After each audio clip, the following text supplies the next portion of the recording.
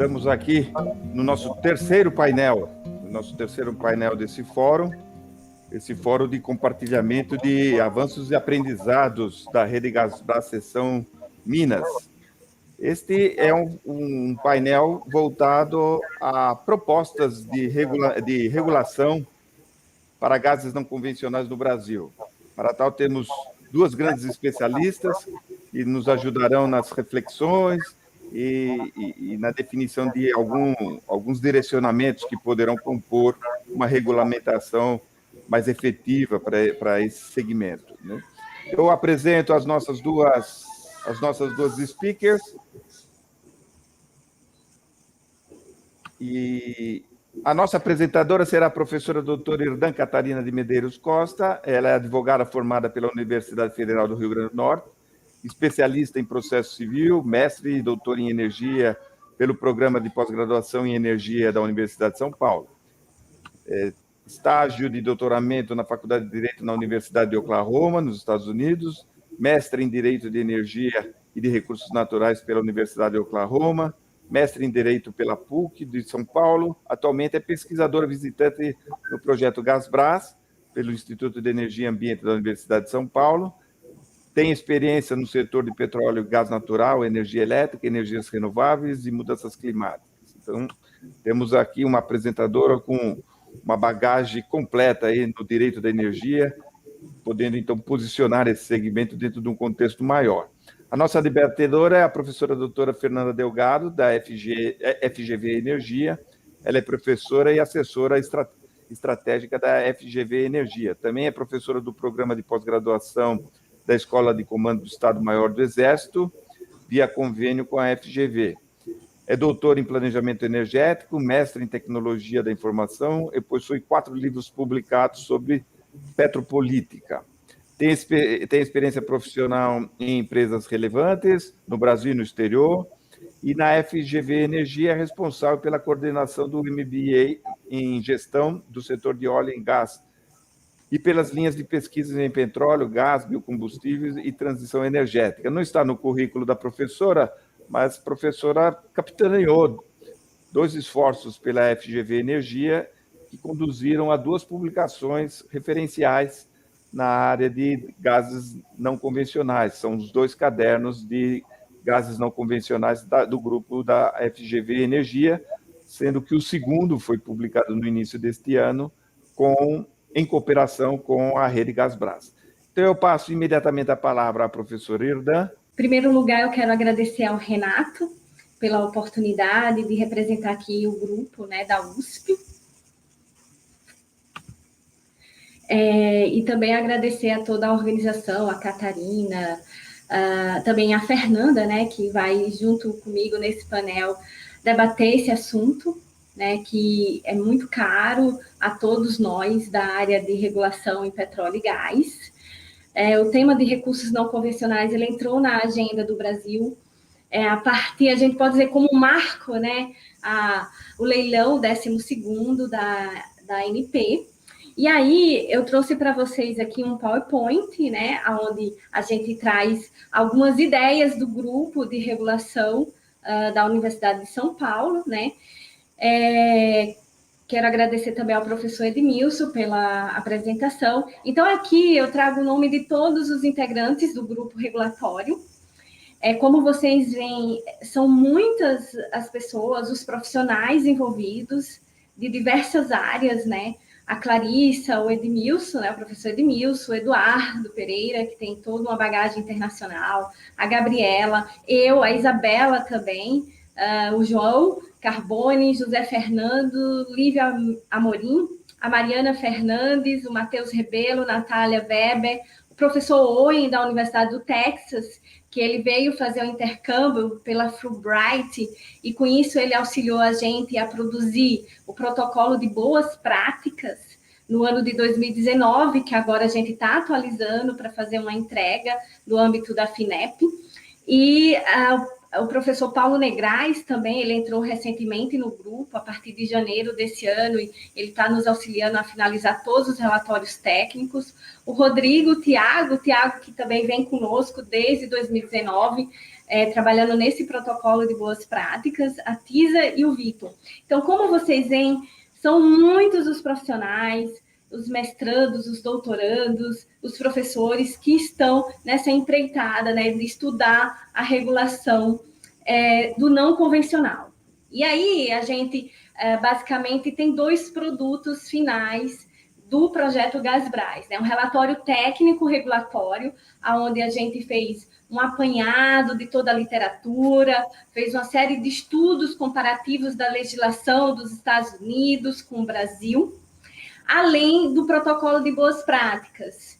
E aí foram esses 2 documentos principais que eu coloquei nessa apresentação de hoje.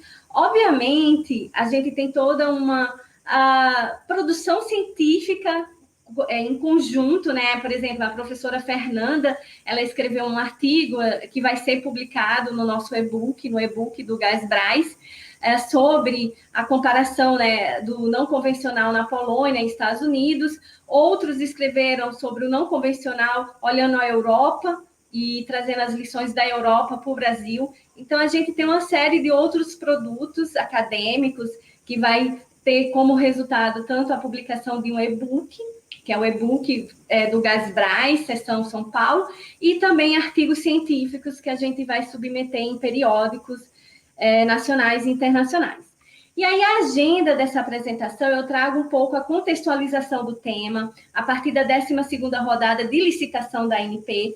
Depois, eu descrevo as ações civis públicas que, de certa forma, suspenderam, né, todos esses contratos que foram assinados durante a 12ª rodada. A Resolução 21 de 2014, que atualmente é o nosso marco regulatório para o setor de não convencional no Brasil. O status do tema, né, olhando como é que está os efeitos e as consequências das ações civis públicas diante da 12ª rodada, e aí um pouco de comparação entre legislação, o Brasil olhando só os Estados Unidos. Para o dia de hoje eu escolhi isso, dado o tempo curto que eu tenho. E aí, finalmente, alguns pontos do nosso protocolo de boas práticas, com as recomendações, eu também trago para fazer a exposição e possibilitar o debate aqui com o professor Edmilson e com a Fernanda Delgado. Então, com isso, né, o nosso marco, a gente pode falar que foi a rodada de licitação que ocorreu 28 e 29 de novembro de 2013. A esse tempo, a ANP ainda não tinha feito uma resolução normativa sobre o assunto, então ela decidiu fazer a licitação e um contrato de concessão bem específico, onde ela colocava lá o conceito de recurso não convencional, cláusulas bem específicas para o não convencional. Então, essa rodada, ela focalizou em 13 setores de bacias sedimentares, através de 2 modelos exploratórios, que eram a área de nova fronteira, onde você não tinha conhecimento geológico suficiente para ser uma área mais competitiva, e aí, com isso, eles colocaram como área de nova fronteira, que é Acre-Marideus, Paraná, Perecês, Parnaíba e São Francisco, e as bacias maduras, onde você tem um conhecimento geológico, mas aonde a curva de produção já está num decaimento, né? E aí você traz para a rodada, para outros players poderem alavancar essas regiões conhecidas como bacias maduras. E aí foram oferecidos, à época, 240 blocos.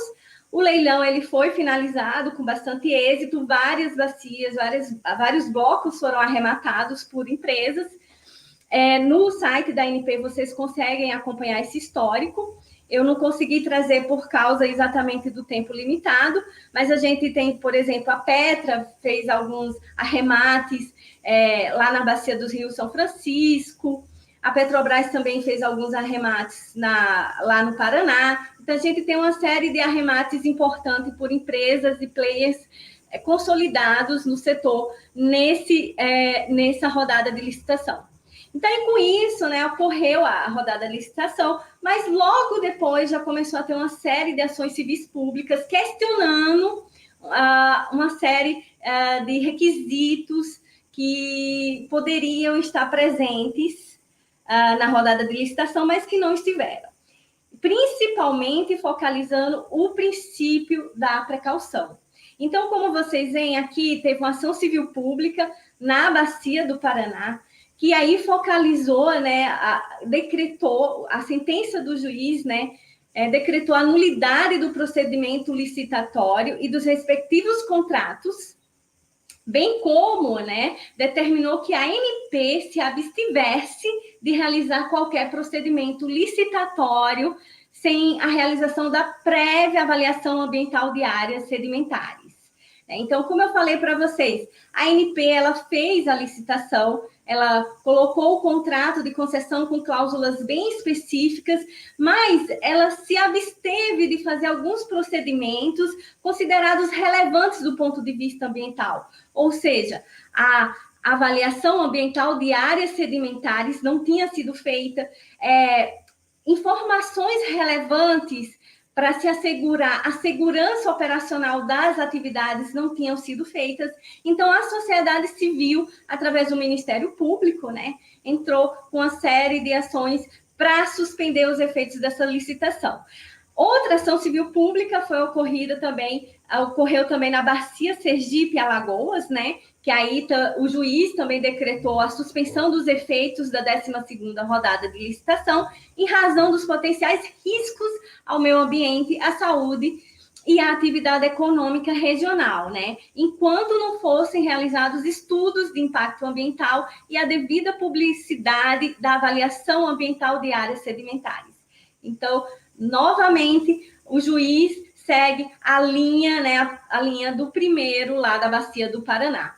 Em seguida, a gente teve também uma ação civil pública lá na Bacia do Recôncavo, também suspendendo, né, as atividades que envolvessem o gás não convencional.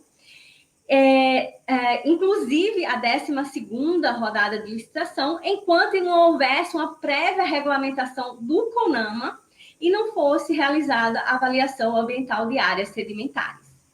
E, finalmente, a 4ª ação civil pública na Bacia do Parnaíba, também com a suspensão de todos os atos decorrentes da arrematação, aí foi bem específico lá do bloco que estava lá na Bacia do Parnaíba, enquanto não fosse realizada a avaliação ambiental de área sedimentar. Então, como vocês podem ver, os juízos, né, concederam as liminares e suspenderam os efeitos da 12ª rodada de licitação, sobretudo balizando as suas sentenças na ausência de estudos de impacto ambiental, na ausência da avaliação ambiental de área sedimentar. Então, por falta desse procedimento, a ANP viu a 12ª rodada, né, cair no momento de estagnação. Foram suspensos os contratos, as empresas não puderam realizar suas atividades, estava previsto, né, no contrato de concessão uma série de atividades, né, que é o programa exploratório mínimo, que aí tem um período de 2 a 3 anos que a empresa tem que fazer uma série de atividades, como perfurar poços, para que ocorra, né, a decretação, de desenvolvimento daquele poço, né, que a empresa siga adiante e decida, de certa forma, produzir, se for viável economicamente também. Então, com isso, as atividades ficaram em suspenso, as empresas também questionaram bastante o que é que elas poderiam fazer, já que elas não estavam conseguindo realizar as atividades, mas estava chegando o término, né, do prazo do programa exploratório mínimo, que tudo no contrato tem um cronograma. Então, as empresas também estavam receosas de não cumprir o cronograma, se teriam sanções administrativas. E aí, com isso, né, a ANP ela viveu esse momento em que teve uma estagnação da atividade do não convencional no Brasil, mas, ao mesmo tempo, teve um esforço da agência no ano seguinte, em 2014, de promulgar a Resolução 21 de 2014. E aí, essa resolução ela traz uma série de normas para os agentes, e aí eu trago basicamente 3 tópicos para a gente poder avançar no debate, e ela visa, sobretudo, mitigar os impactos e os riscos, né, da atividade do não convencional, como a gente viu ao longo da manhã, né, tanto na apresentação dos 2 primeiros expositores, que tem todas as questões técnicas, elas precisam envolver uma segurança operacional, normas técnicas que auxiliem na realização da atividade com respeito ao meio ambiente, à segurança e à saúde humana. Como bem falou a última debatedora, né, de que a questão dos recursos hídricos tem que ter bastante cautela, e a gente vai ver mais adiante que a legislação comparada que a gente pesquisou, ela traz exemplos de como fazer as regras e o que o Brasil tem feito sobre recursos hídricos através dessa resolução 21. E aí, nessa resolução 21 também, o que é que a gente pode trazer de highlight? É exatamente que foi criada, né, a obrigação de as empresas criarem um sistema de gestão ambiental. E aí, finalmente, um outro tópico interessante dessa resolução é a análise de projetos de fraturamento, estabelecendo padrões de segurança operacional. Então, essa resolução, ela traz essa preocupação, ela também traz preocupação a respeito do uso dos recursos hídricos, deixando claro que o recurso hídrico a ser utilizado não seria aquele que o ser humano utiliza para não ter essa competição, né, pelo uso da água, até porque a lei geral, que é uma lei federal, a 9.433, que é a Lei Geral de Recursos Hídricos do Brasil, uma lei federal, ela fala que a prioridade no uso do recurso hídrico é o ser humano, e aí tem uma série de prioridades. Então, a ideia da Resolução 21, por exemplo, é que a água que seja utilizada na atividade não convencional não seja água potável, não seja água que poderia ser utilizada em outros usos, principalmente no uso para o ser humano, né? E aí, com isso, né, o que é que a gente tem hoje do status do tema, olhando as ações civis públicas, né?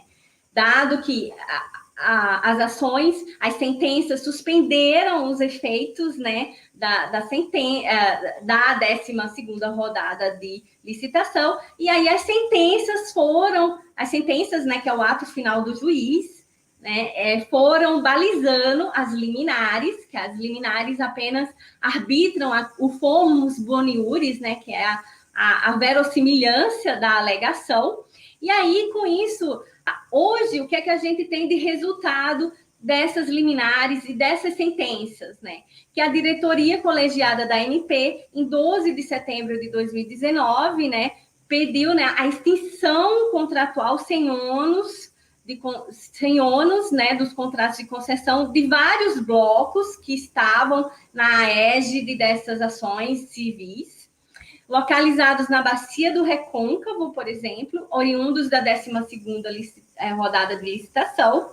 Depois, também, a diretoria colegiada da ANP decidiu pela elaboração de um termo de resilição consensual, ou seja, os contratos estariam extintos, sem nenhum tipo de penalidade para as partes, exonerando os concessionários das obrigações com relação ao cumprimento do programa exploratório mínimo remanescente, mas sem a restituição dos pagamentos realizados do bônus de assinatura e do montante devido de retenção diária, que são 2 tipos, né, de sistema fiscal existente na indústria de gás, até a extinção do contrato.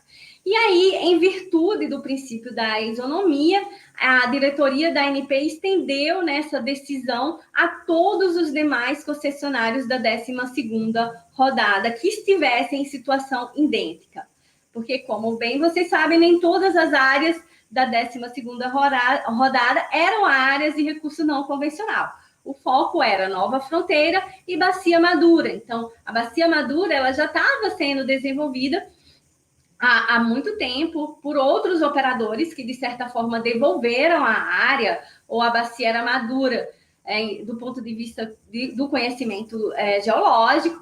Então, assim, com isso, né, o status do tema é que os contratos realmente eles foram resolvidos, né, extintos. E aí as empresas, né, que estavam com todas essas, digamos, esses passivos de não realizarem as obrigações contratuais, conseguiram, né, de certa forma, se equilibrar do ponto de vista do direito administrativo, né? O contrato ele foi resolvido e aí elas não precisam pagar nenhuma penalidade. Com isso, olhando a comparação entre legislação, né, a gente pode ver o quê? Aspectos em relação à água, ao volume de água para a realização dessa atividade de fraturamento hidráulico, né? No Brasil, existe a previsão de autorização para captação de água, né? Então, com isso, o operador deve garantir a proteção dos corpos hídricos e solos da região e deve publicar informações específicas sobre a água utilizada nos fraturamentos, nominando origem e volume captado. Então, essa regra está prevista na Resolução 21 e o operador ele deve seguir essa linha para com que se tenha informações do volume e da origem dessa água que está sendo captada e ela precisa de uma autorização. A comparação que eu trouxe para vocês hoje, ela é basicamente pensando os Estados Unidos e 3 estados, que é Pensilvânia, Texas e Oklahoma. Texas hoje é o estado que tem a maior exploração de não convencional nos Estados Unidos, né? A Pensilvânia é o segundo e o Oklahoma geralmente fica em 5º ou 6º lugar. Então, são estados onde tem, de certa forma, uma cultura, uma tradição de exploração de não convencional. O que a gente vê nesses 3 estados, né? A Pensilvânia, por exemplo, também tem a exigência da autorização para captação de água, e um ponto muito interessante que tem lá é a previsão do plano de gestão de todo o ciclo de água extraída para a produção do gás. Então, pensando aí como vai ser, né, o retorno da água para o meio ambiente, se prevê como vai ser esse plano de gestão do ciclo de vida. E aí, no Texas e lá em Oklahoma, só tem a exigência da autorização para captação, já não tem esse plano de gestão olhando a questão do ciclo de vida. E aí, em seguida, né, a gente tem um aspecto escolhido, né, que é a segurança da água da subsuperfície, né? No Brasil, né, existe a existência de estudos sobre alcance máximo das fraturas e distanciamento de corpos hídricos, com análise de riscos, indicação de aspectos relacionados à integridade dos poços, que devem constar no programa de revestimento e cimentação. O operador deve garantir a proteção dos corpos hídricos e solos da região e também deve ter um laudo com análise sobre os corpos hídricos e os poços de água na proximidade. Ou seja, se pensa em toda uma segurança operacional, num raio geográfico que possibilite com que não tenha nenhum risco ao meio ambiente, aos usos hídricos da região. Na Pensilvânia, no Texas, em Oklahoma, a gente vê algumas coisas bem mais específicas. Na Pensilvânia, tem até restrições de recuo para corpos hídricos, ou seja, 200 metros para se realizar um poço relativamente à distância de um corpo hídrico, né? Então, também lá na Pensilvânia é previsto teste da qualidade da água, mas isso não é exigido, mas de certa forma é previsto, né? A exigência também de profundidade mínima de cimentação, o revestimento abaixo de aquíferos. No Texas e Oklahoma, a legislação é bastante similar. Basicamente, eles colocam a exigência de profundidade de cimentação e revestimento, né? Essa profundidade mínima. E aí, a gente tem também a visão do critério de toxicidade do fluido de fraturamento. Então, a gente pegou os 3 principais grandes focos do ponto de vista ambiental para fazer a análise dessas legislações. No Brasil, existe uma exigência de divulgação sobre informações do fluido de fraturamento, incluindo relação dos produtos químicos, com potencial impacto à saúde humana, ao ambiente utilizados no processo, transportados e armazenados, contemplando ainda suas quantidades e composições. Na Pensilvânia, existe também a exigência, né, da divulgação de informações do fluido, incluindo volume e concentração de aditivos. Texas e Oklahoma seguem uma linha bem similar. Existe a exigência de divulgação sobre informações do fluido de fraturamento, mas eles não chegam a detalhar. Então, com isso, a gente tem o último critério utilizado pela equipe de pesquisa, que foi o armazenamento e o descarte dos fluidos, né? Que, como os palestrantes anteriormente falaram, é uma preocupação relevante nessa área de não convencional. No Brasil, é necessário a existência de informações sobre opções de armazenamento e descarte, deve constar no sistema de gestão ambiental, aquele sistema que foi apresentado, que foi criado pela Resolução 21 de 2014. O operador deve publicar informações específicas sobre a água utilizada no fraturamento, nominando tipo de tratamento adotado e disposição final. Na Pensilvânia, são permitidas lagoas de contenção para armazenamento, com regulamentação para todos os fluidos. No Texas e Oklahoma também se repete essa disposição. Tanto lá no Texas quanto em Oklahoma são permitidas também lagoas de contenção para o armazenamento, né? E aí, agora, dado o adiantar da hora, né, que a gente já está a 4 minutos de meio-dia, eu vou adentrar no protocolo de boas práticas, que é um dos resultados da pesquisa do grupo. A gente iniciou esse protocolo no ano de 2019, com a presença do professor Owen Anderson. Ele veio através da Fulbright, e ele chegou, inclusive, a participar de um seminário da Rede Garras-Brás, que aconteceu lá no Rio de Janeiro. Depois ele fez uma série de palestras também lá na Universidade de São Paulo. E aí, com isso, o grupo permaneceu estudando e aprimorando esse protocolo, né? Então, com isso, a gente traz diversos tópicos e recomendações. E os tópicos, por exemplo, o primeiro fala sobre o princípio da precaução, né? Que foi uma das principais motivações das ações civis.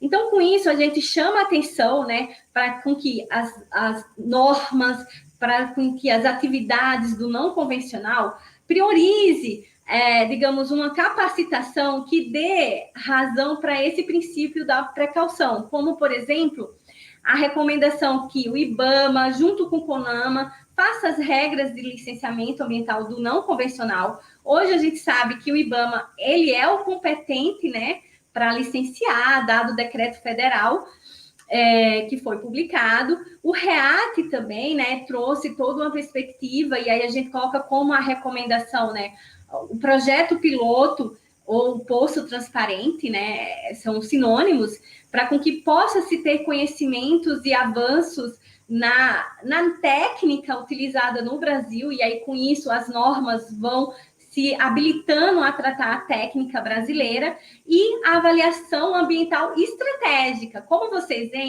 viram, as ações civis, as sentenças, as liminares e as sentenças dos juízes se basearam muito na ausência da avaliação ambiental de área sedimentar. Então, com o estudo do grupo, né, a gente, inclusive, adentra para a avaliação ambiental estratégica, que é um outro instrumento, mas é um instrumento bem mais executivo, onde fica claramente previstos riscos, impactos, sejam ambientais, sociais e econômicos, para com que a atividade ela ocorra com a maior segurança possível.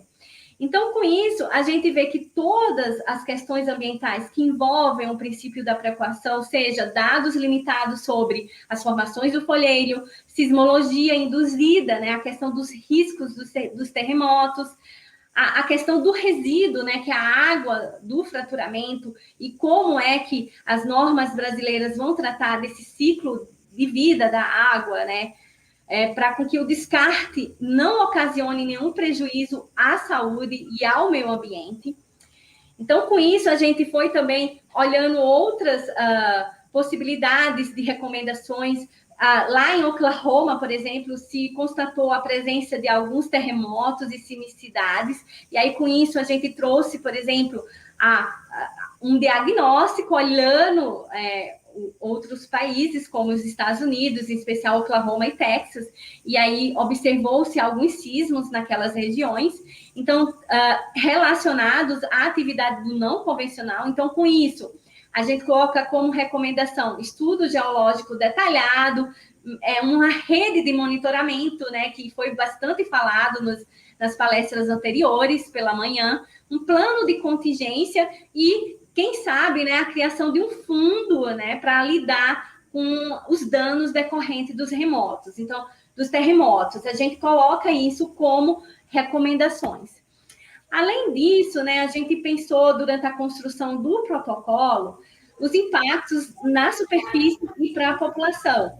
Então, com isso, por exemplo, olhando outras atividades similares, como a atividade da mineração, e por a gente ter similaridades, né, a gente colocou a preservação das áreas de conservação, a otimização do uso do espaço, medidas para evitar erosão, contaminação, degradação e monitoramento durante e pós-desconvencionamento. E aí, com isso, essas recomendações, elas já faziam até parte também do PROMIMP, porque a gente sempre tentou fazer o nosso protocolo lá, sempre alinhado com as práticas que já tenham sido recomendadas, seja pelo REAT, seja pelo PROMIMP. E aí, com isso também, a gente passou para a questão da geologia, né? De olhar os dados sobre as formações do voleiro para desbloquear o potencial do não convencional.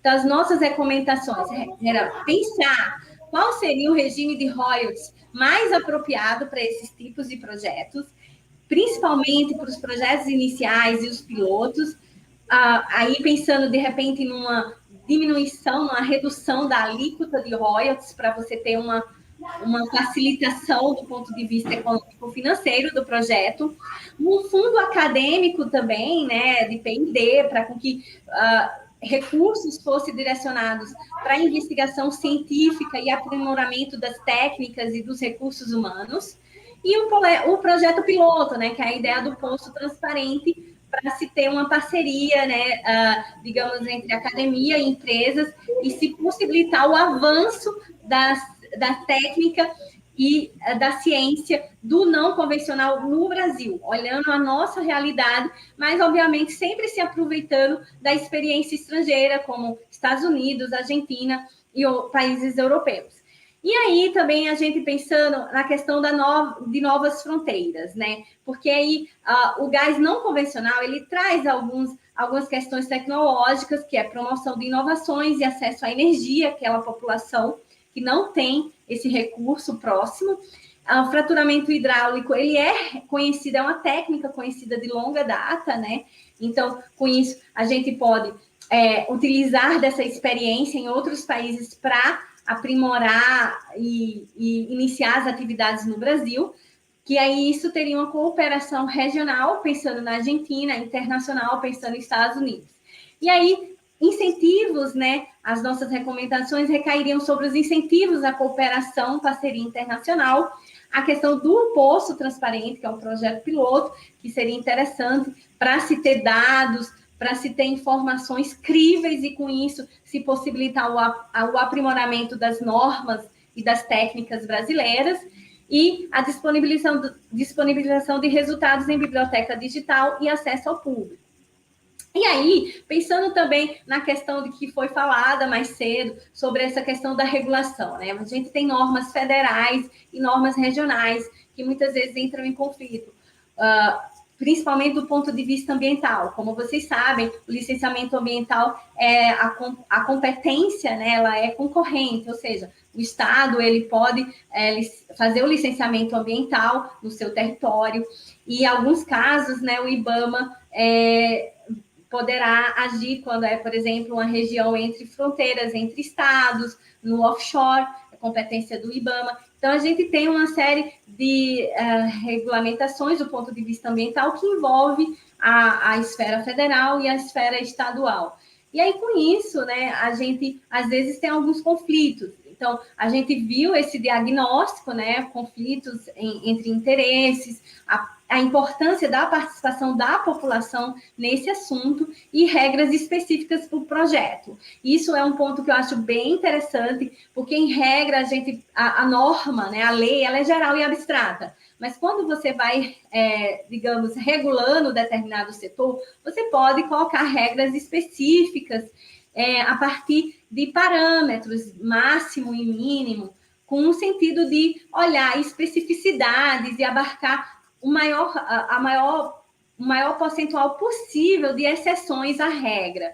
Então, com isso, as nossas recomendações a presença de regras flexíveis para projetos pilotos, mas sempre pensando em salvaguardar a segurança operacional, ambiental e da saúde humana. Canal de comunicação também, né? Trazer bem claramente a questão da competência, né, sobre quem vai legislar a explotação dos recursos não convencionais. Como vocês bem sabem, o Estado do Paraná, por exemplo, fez uma lei estadual, publicou uma lei estadual proibindo o fracking lá no Estado do Paraná, mas muitos autores, né, falam que isso é inconstitucional, porque a competência para regular o não convencional é da União, então nenhum Estado poderia tratar dessa matéria. Por outro lado, né, algumas correntes podem dar razão ao Estado do Paraná, falando que o assunto é de interesse regional, e aí, com isso, do ponto de vista ambiental, caberia, né, ao Estado regulamentar e proibir o frack. Então, a gente tem essas questões que ainda não foram levadas ao judiciário, o STF ainda não se posicionou através dessa matéria, até porque não foi levado isso ao STF, mas isso tudo é importante que seja convencionado no Brasil para com que a atividade possa ser desenvolvida com a maior segurança jurídica possível, né? E aí, um outro ponto que a gente traz de recomendação é pensar na exploração do não convencional com a perspectiva daquele brocado, né, de UTEs próximas ao poço, né, ao poço que está produzindo gás. E aí, com isso, né, você aproveita aquela questão de explorar o recurso regional e possibilitar já a exportação daquela eletricidade para o setor elétrico, né? E isso, aos poucos, né, incentivando para com que outros consumos cheguem na região e possibilitem o desenvolvimento da indústria do gás naquela localidade. E aí, finalmente, as nossas considerações finais, né, que o ponto que toda a equipe faz, como eu falei para vocês, essa apresentação é o resultado de uma equipe, né, que trabalhou durante vários anos. Como o professor Edmilson falou na abertura, a rede ela começou em 2015, mas se intensificou em 2017, e aí o debate regulatório ele se fortaleceu a partir de 2019, mas, por exemplo, a gente teve uma tese de doutorado sobre esse assunto desenvolvida e defendida lá no Instituto de Energia e Ambiente no ano de 2016. Depois eu também tive uma aluna de mestrado que defendeu também sobre esse assunto, especificamente sobre o princípio da precaução e o recurso não convencional no ano de 2018. Então, como vocês veem, o grupo ele é composto por uma série de profissionais e aí, em termos de considerações finais, né, a gente tem que a necessidade do aumento do conhecimento geológico sobre o não convencional no Brasil, né, para a gente entender as nossas formações, a nossa geologia e, com isso, poder especificar e aprimorar as nossas técnicas. Obviamente, a experiência internacional ela é muito bem-vinda, mas a gente enxerga a necessidade de um conhecimento local. E aí, a presença de um projeto piloto, ou poço transparente, para que se convalide essa perspectiva de conhecimento e aprimoramento da técnica, de um ponto de vista mais experimental, para que se possa conhecer e se adaptar da melhor forma possível a exploração do não convencional no Brasil, o financiamento, né, que aí a gente coloca a perspectiva da criação de 2 fundos, um fundo que seria para tratar da questão dos terremotos, impactos, que aí esse fundo seria bem do ponto de vista de compensação, né, de danos decorrentes de terremotos ou impactos, e um fundo acadêmico, mais no sentido de se criar incentivos, né, à geração de conhecimento e de tecnologia nessa área.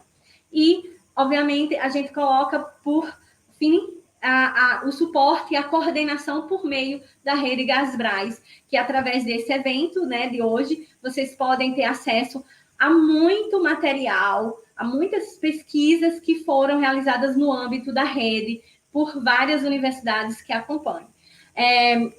Finalmente, né, aqui novamente eu trago toda a equipe, nossos agradecimentos a todos os organizadores, em especial ao Renato e à Catarina.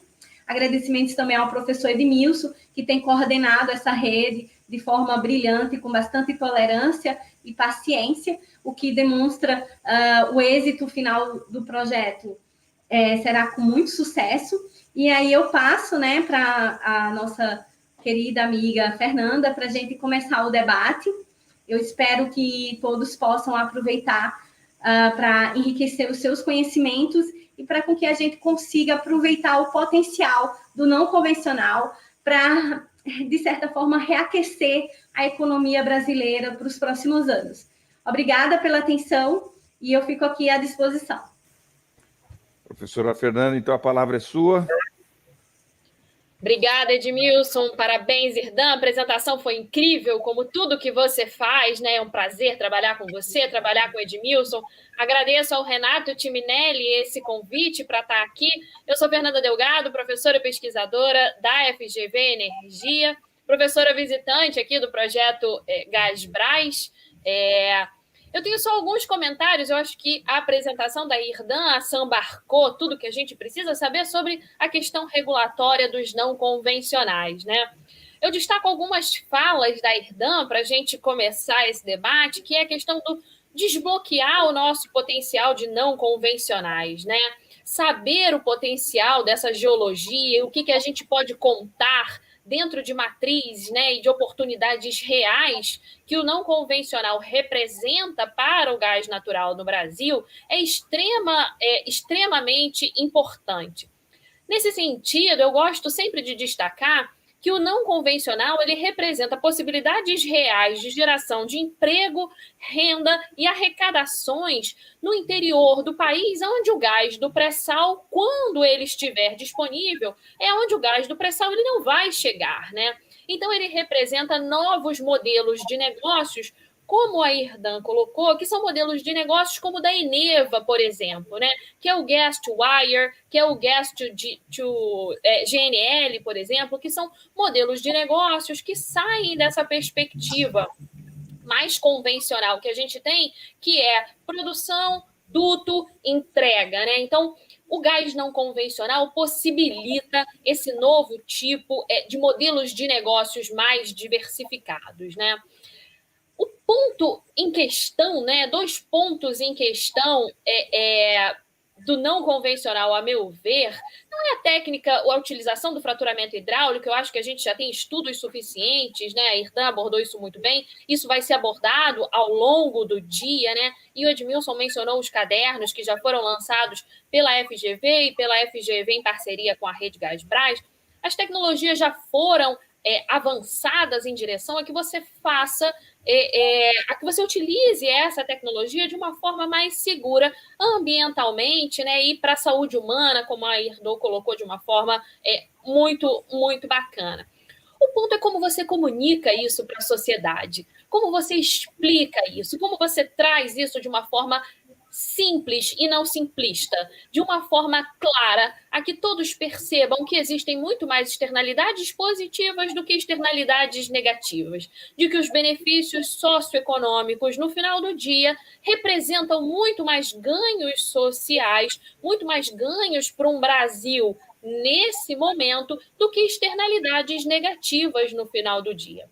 E o desse momento que eu destaco é esse ambiente transacional pandêmico e recessivo que a gente vive e dessa tão falada janela de oportunidade, né? Eu ontem estava num evento da UFBA e eu falei, olha, essa coisa de janela de oportunidade já virou um termo muito clichê, mas é um termo bastante satisfatório, no sentido em que quando você fala que você está espremido, né, entre um mundo transacional, né, que se fala de uma matriz energética em direção a energéticos menos emissores de CO2 e outros gases de efeito estufa, né, e você fala de uma matriz em que a gente está tentando diminuir a inserção dos combustíveis fósseis, essa é a oportunidade que a gente ainda tem da utilização desse gás natural e fazer sentido pelo apelo social que o gás natural tem.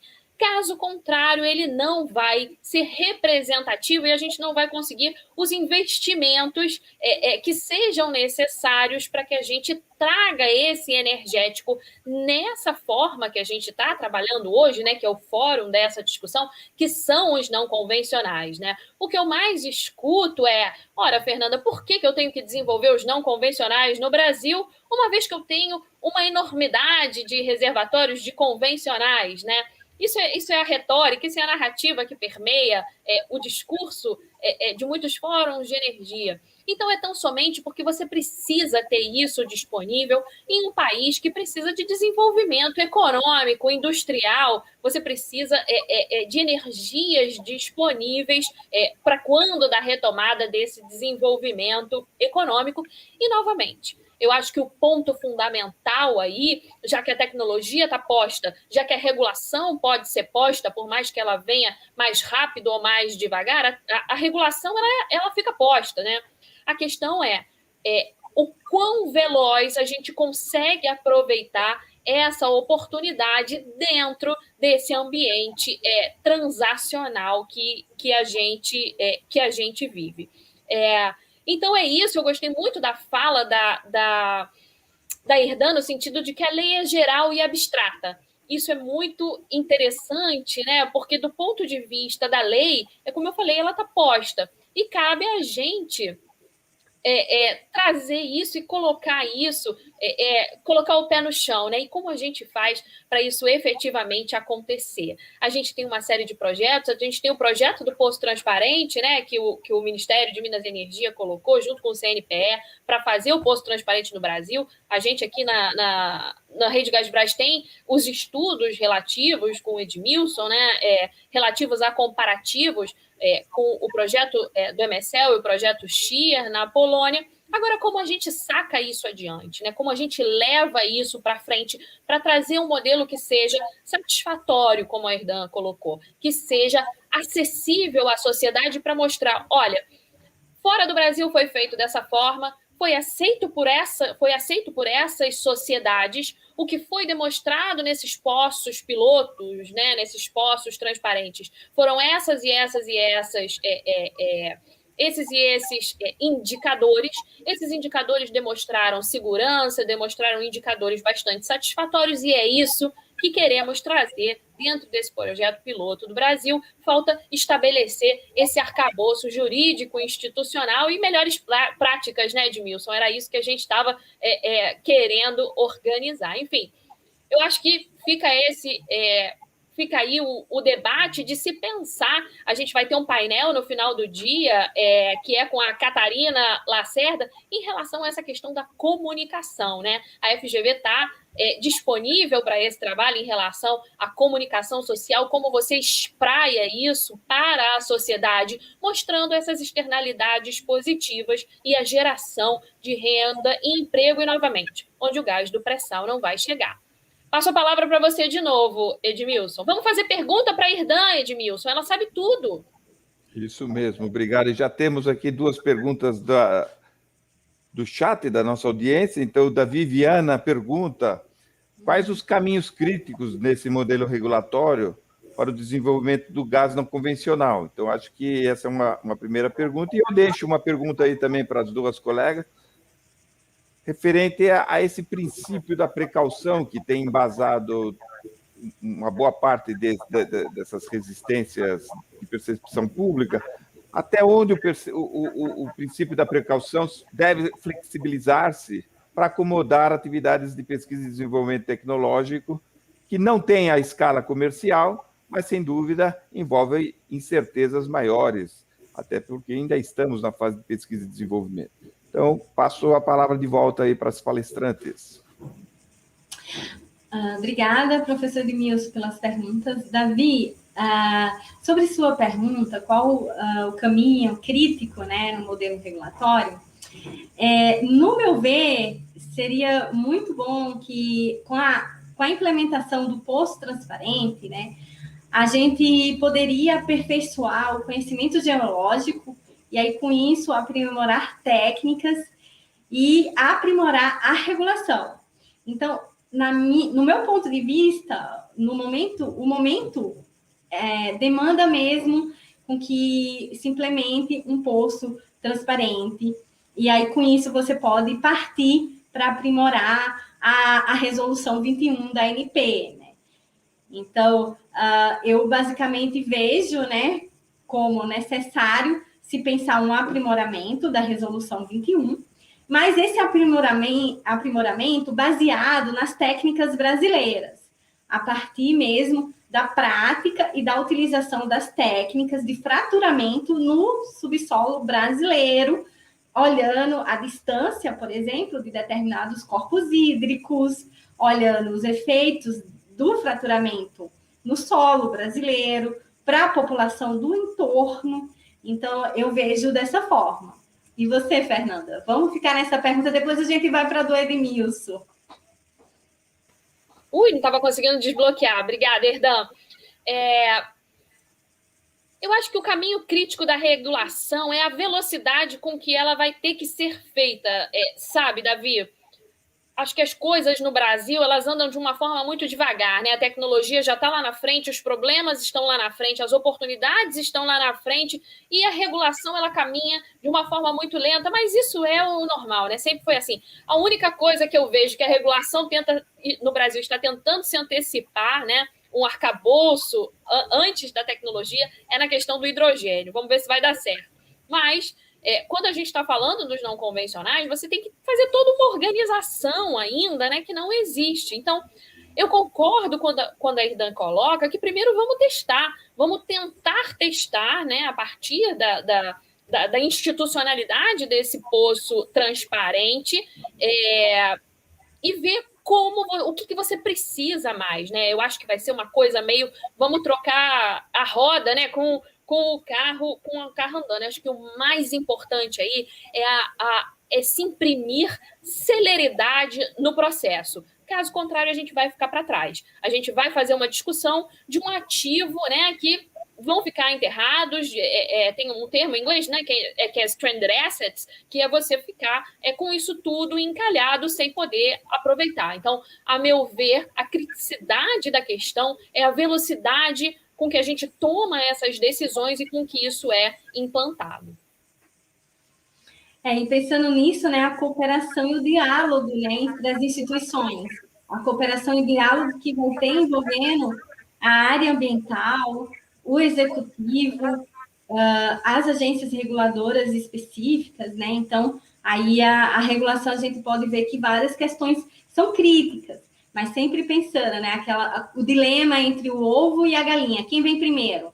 Quem vem primeiro? O desenvolvimento do mercado ou a regulação, né? A gente vê que em outras experiências, nos Estados Unidos, por exemplo, foi primeiro o mercado foi fazer fraturamento, e aí depois vieram as restrições, né? As restrições regulatórias para salvaguardar o ambiente e a segurança humana e a saúde humana, né? No Brasil, a gente, obviamente, é outra cultura, bem diferente dos Estados Unidos. O aparato jurídico de direito de propriedade também é bem diferente, bem distinto. Então, na nossa realidade, ao meu ponto de vista, né, a gente tem que, de certa forma, pensar nesse time que a Fernanda falou, né? Esse time, ele é super relevante para o Brasil. É só vocês pensarem que quando o shale gas começou a se desenvolver no Brasil, nos Estados Unidos, o país estava numa recessão econômica, e o barateamento, né, da energia lá nos Estados Unidos, ocasionou o reaquecimento da economia. Obviamente que foram vários fatores que ocasionaram o reaquecimento da economia americana, mas a oferta, né, ter crescido do ponto de vista da oferta de gás natural no mercado americano auxiliou a recuperação econômica. Então, acho que a gente tem que pensar isso, né? E como o gás não convencional pode auxiliar a recuperação econômica do Brasil para os próximos anos. E pensar mesmo no desenvolvimento regional. E aí, olhando, por exemplo, a pergunta que a Virgínia colocou no chat aqui, mas... É isso que eu ia falar. Olhando isso, né? Eu olhei a pergunta dela e lembrei, e aí depois, professor, a gente volta para a sua pergunta. A questão do desenvolvimento sustentável, né? Como é que o não convencional pode trazer, digamos, riqueza para a região?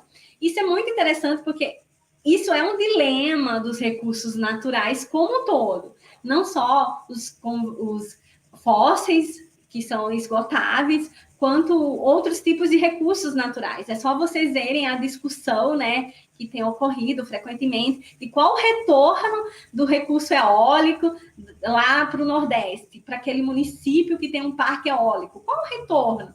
Então, isso a sociedade se questiona, isso é muito comum. Isso eu tratei, por exemplo, na minha tese de doutorado, eu pensei qual era o retorno dos royalties para aqueles municípios, né? Então, a gente vê que a legislação, ela cria algumas participações governamentais, ela cria impostos, ela cria tributos para se ver o retorno para aquelas localidades. Mas, muitas vezes, não existe uma gestão eficiente e o que predomina é a pobreza, o empobrecimento daquela área, a desigualdade social crescente, ou seja, alguns proprietários de terra acabam sendo beneficiados, acabam vendo a riqueza em suas mãos, enquanto que a maior parte da população ela se vê desassistida. Então, assim, esse é um dilema constante nas políticas públicas de recursos naturais no Brasil. E recursos naturais como um todo. Desde a época que o Brasil foi descoberto, o que a gente vê é uma apropriação do capital por alguns, e a desigualdade crescente na sociedade. Então, ao meu ponto de vista, a sociedade ela precisa enxergar isso de forma séria e levar para o debate. Aí um debate onde ocorra uma participação popular para com que essas comunidades elas sejam escutadas. E eu acredito também numa resolução específica, numa solução específica. Ao meu ponto de vista, teria que ver aquela comunidade, aquela região, qual seria a melhor resposta de desenvolvimento regional para aquele território. E aí, a criação de uma política de gestão de recursos financeiros para aquela região que fosse levado seriamente pelo poder público, com a participação de comitês da comunidade para se ter uma fiscalização, uma auditoria. Então, eu acredito em respostas mais complexas, do ponto de vista institucional, de participação popular, mas eu também acredito em soluções regionais. Aquele município dizer o que seria melhor para diminuir a desigualdade social, o que seria melhor para ter uma política educacional efetiva, que possibilitasse a geração de renda, a criação de empreendedores, de inovação tecnológica, para com que, após o esgotamento daquele recurso, aquela sociedade ela tenha uma qualidade de vida, né, assegurada, e um IDHM, por exemplo, que continue crescente, né? E com que a comunidade veja esses benefícios. Então, eu acredito muito, por exemplo, nos Objetivos de Desenvolvimento Sustentável. E quando a gente olha um ODS e olha o recurso não convencional, a gente vê a possibilidade do recurso não convencional entrar como um fator para alavancar mesmo a economia de uma região e operando, né, de forma segura em relação ao ambiente e à saúde, possibilitar com que aquela região tenha um desenvolvimento econômico. Fernando, eu passo para você. Antes de passar a palavra para o comentário da professora Fernanda, agrego aqui a pergunta da Silvia Andréa Cupertino, que além de pesquisadora nossa aqui na USP, é também assessora jurídica do Legislativo Brasileiro, e ela pergunta, particularmente em relação ao Ministério Público, que tem tido uma participação muito ativa e muito referencial, quais seriam as 2 ou 3 mensagens que vocês acreditam que o Ministério Público gostaria de ouvir para começar a mudar de opinião? Fernanda, eu vou deixar para você, porque eu falei bastante já. Eu queria só comentar em relação à pergunta da Virgínia. Tem 2 questões aí, né? Quando você está falando de um projeto de fraturamento hidráulico, eles são projetos muito rápidos, né? Eles geram fluxo de caixa muito rápido do ponto de vista técnico. Então, não são projetos não são projetos normais que a gente está acostumado em offshore, que levam aí 7, 10 anos para dar o primeiro óleo. Então, são projetos que a empresa entra, faz o caixa e ela sai daquela área. São projetos muito mais rápidos, né? E concordo muito com a Irdan do ponto de vista em que a sociedade tem que estar inserida no debate e ela tem que tomar essa decisão do trade-off que para ela seja melhor. Olha, sociedade, a gente vai trazer esse investimento aqui, estamos colocando as cartas na mesa, isso é o que tem disponível em termos de investimento.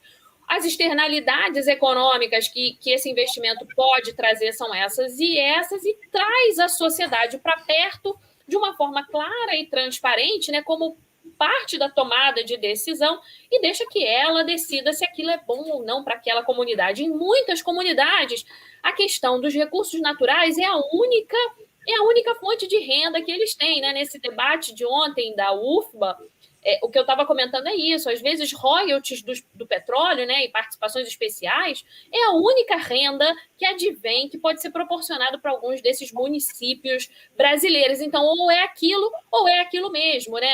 Aquela comunidade não tem muita escolha. Então, como dentro da única escolha que eu tenho, fazer da melhor forma possível. Dentro da pergunta da Silvia, as medidas adequadas para o convencimento do Ministério Público, eu acho que é a clarificação dessas ideias, né? É sentar e conversar e mostrar essas pesquisas todas. O projeto da Rede Gasbras tem um cabedal enorme de informações, onde já foi mapeado, né, dentro desses cadernos da FGV, que a gente fez junto com o projeto Gasbras, a gente já mapeou como é possível, né, utilizar e trazer o fraturamento hidráulico para o Brasil de uma forma, como a Irdan colocou na apresentação dela, de uma forma segura,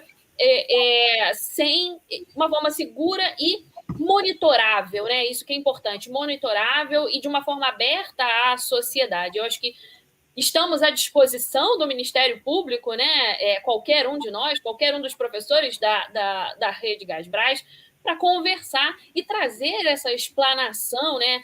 Eu já fiz na FGV Energia algumas intervenções em que o Ministério Público foi convidado, em que se entendeu, né? Chegou a um entendimento de que era possível, era factível, né? Essa questão. Eu acho que falta um entendimento de que existem externalidades maiores e que os problemas podem ser trabalhados de uma forma... são trabalháveis, né? Eu acho que esse seria o caminho. Como a Irdan colocou, é sentar e conversar e colocar isso na mesa do ponto de vista estruturado, de projeto, mostrando o avanço da tecnologia, do ponto de vista da comunicação, da percepção pública e, novamente, colocando que a oportunidade do timing é agora. Se não for agora, a gente perde a oportunidade da utilização desse recurso brasileiro que está na nossa Constituição, que devemos usar os recursos naturais, nacionais, para benefício da população até a sua exaustão. Devolvo para você, Irdan.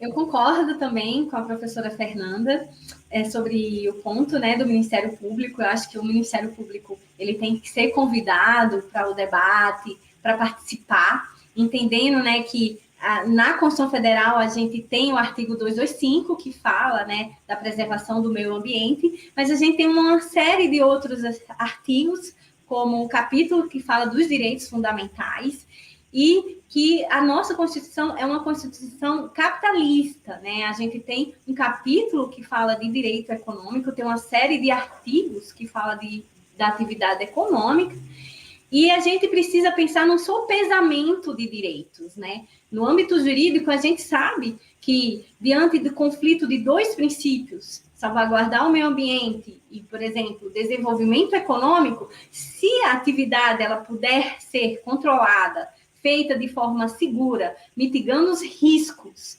e, obviamente, no caso de dano, recompensando as perdas, né? E evitando o dano, né? A gente teria medidas de mitigação. Então, chamar o Ministério Público para conversar, para com que ele participe, né, de toda a discussão. Inclusive, o REAT fez um plano de comunicação que a gente participou, eu, a Fernanda, o Edmilson, e lá estava previsto uma série de webinars, e inclusive a participação de instituições. Então, eu acredito... Que não aconteceram, né? Que não aconteceram, né? Mas que, do ponto de vista teórico, está construído. Então, se o REAT quiser retomar, né, e fazer os webinars ao longo desse ano, chamando o Ministério Público, seria um grande benefício para a sociedade brasileira, porque o Ministério Público ele é um importante ator e ele detendo informações adequadas, corretas e clarificando que essa técnica ela pode ser feita com segurança, ele pode virar um grande parceiro do recurso não convencional, que aí entra na pergunta do Edmilson, que aí o Edmilson perguntou, né, o quanto o princípio da precaução, ele não pode ser uma barreira tecnológica. E é interessante, professor, porque isso já foi discutido em outros momentos, inclusive eu tive uma aula com José L. da Veiga, que ele falava muito isso. Se a gente fosse pensar no princípio da precaução de forma tão restrita, a gente não teria a indústria da aviação. A gente não teria o avião. E aí você colocou na sua pergunta que a gente não teria vacina para o Covid se a gente fosse pensar no princípio da precaução de forma estrita. Então, por isso que os princípios eles precisam ser mitigados, né? Eles precisam ser flexibilizados e sopesados com outros princípios. Então, nesse caso, a precaução ela seria flexibilizada pelo desenvolvimento regional, pelo desenvolvimento do país, o uso do recurso em prol da sociedade brasileira, mas com a devida cautela ambiental, com as medidas de mitigação, de preservação, de conservação, para se evitar qualquer dano. E aí, por isso, a importância do investimento no P&D, do investimento na inovação tecnológica, utilizando todas as técnicas já aprendidas em outras experiências, como nos Estados Unidos, como na Argentina, né? Então, com isso, eu finalizo a resposta a essas perguntas e passo de novo para a Fernanda, né? A gente já está bastante adiantada a hora, eu não sei como é que o professor Edmilson está sendo alertado pelos organizadores, né? Mas eu passo para a Fernanda. Mas eu passo para a Fernanda e peço para ela já encerrar a mesa em seguida com as suas últimas considerações. Obrigado. Eu acho que o nosso tempo acabou. O Davi Viana colocou uma pergunta aqui: qual o caminho crítico para a instalação do poço transparente? Davi, eu acho que agora falta investimentos, né? Falta aí um start da PPI, né? Do PPI, do Ministério de Minas e Energia, e faltam investimentos.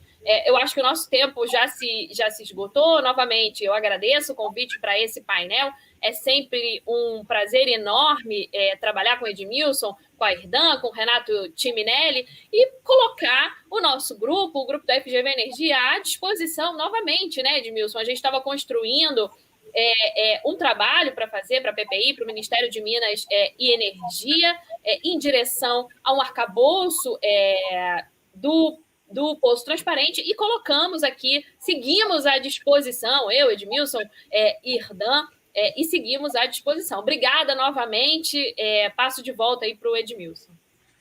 Sim, obrigado. Somente para passar uma mensagem administrativa da coordenação, estamos fazendo o break aqui para o horário de almoço e estão todos convidados a retornar conosco às 14 horas, precisamente. Então, o painel número 4 retoma às 14 horas, nos mesmos links do YouTube. Muito obrigado. Obrigado, meninas. Deixa a Irdan se despedir, Edmilson. Perdão.